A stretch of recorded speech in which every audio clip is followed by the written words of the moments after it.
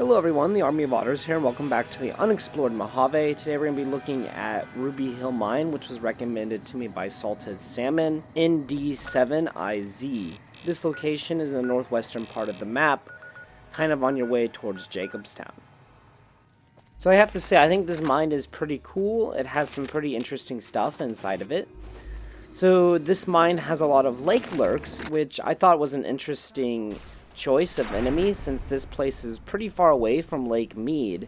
So the Lakelurks in this cave have made it a pretty significant distance from Lake Mead, which I thought was kind of interesting.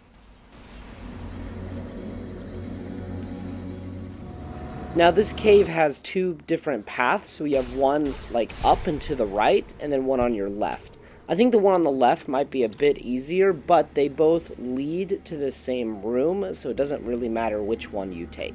If coming down the right side, you can find a crate filled with explosives, and then you have more Lakelurks, and eventually you'll reach this kind of pool of water, and you have to go underneath, and then you'll come into the main room, which features a lot of like islands and stalagmites.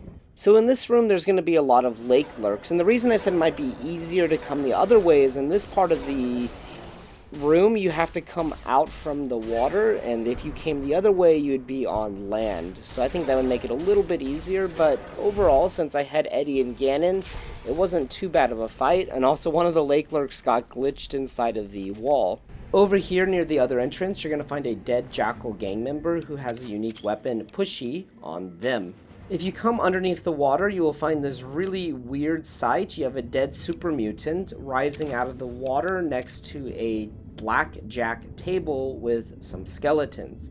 So obviously this was being used for blackjack.